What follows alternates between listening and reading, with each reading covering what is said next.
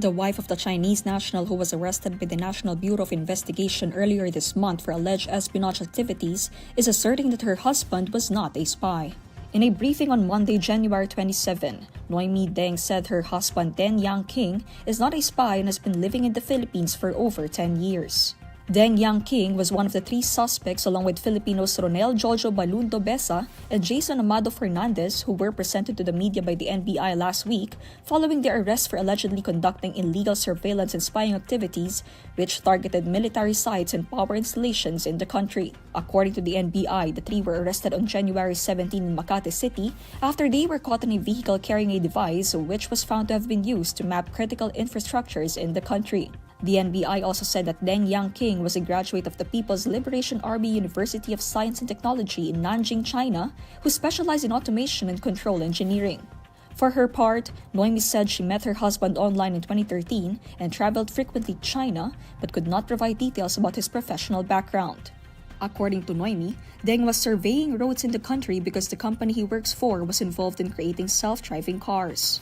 Noemi said Deng did not elaborate on what his work entails and she is not in a position to talk about their company because she is not a part of it. But Noemi explained that Deng's company tests roads for self-driving cars, which they have in China. Chinese Filipino civic leader Teresita Ang Si, who had offered her help to Noemi, also countered the NBI's claim that Deng was a graduate of People's Liberation Army University. According to Ang Si, Deng is not even a university graduate. Instead, Deng is a vocational technical school graduate.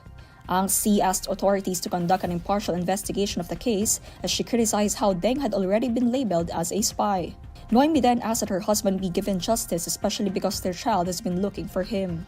Deng and the two Filipinos have been charged with espionage and violating Republic Act No. 10175 or the Cybercrime Prevention Act of 2012. Their arrest was prompted by a report from military naval operatives that a group of Chinese nationals who were supposedly developing driverless vehicles were doing surveillance work that compromised the country's national defense.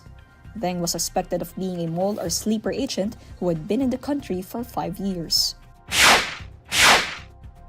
The body of a fisherman recovered by a Philippine Coast Guard vessel patrolling off Zambales is being transported from the waters near Silangin Island to Subic Bay.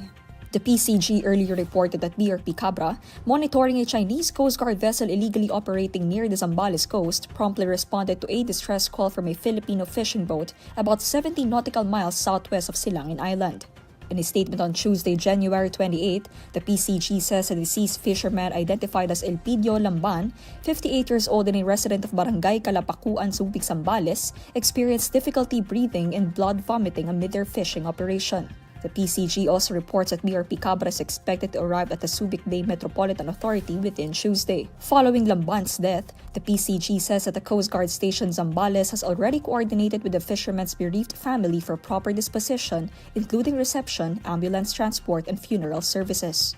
On Monday night, January 27, the agency noted that during its operation, Chinese Coast Guard Vessel 3304 shadowed BRP Cabra even though it was aware of the distress call from the Filipino fishermen. The agency claimed that the Chinese Coast Guard's actions hindered the Philippine vessel's efforts to recover the body.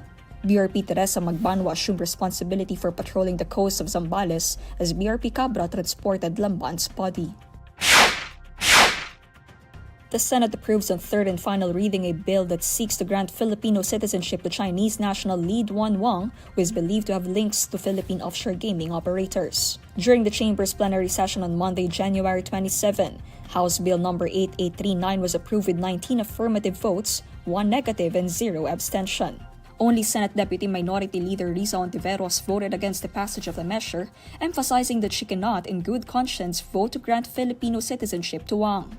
Hontiveros earlier appealed to her colleagues, requesting that they reject the bill because Wang is a junket operator of Nine Dynasty Casino, one of the biggest Pogo actors revealed in the hearings earlier held by the Senate panel on women.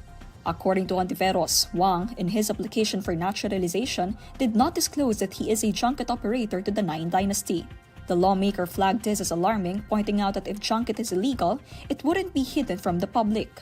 Apart from this, Hontiveros disclosed that Wang has multiple taxpayer identification numbers, which goes against the country's policy. Hontiveros explained that she is not pronouncing Wang as guilty, but she underscored that the red flags surrounding the Chinese national's application should be valid enough not to easily give him a Filipino citizenship.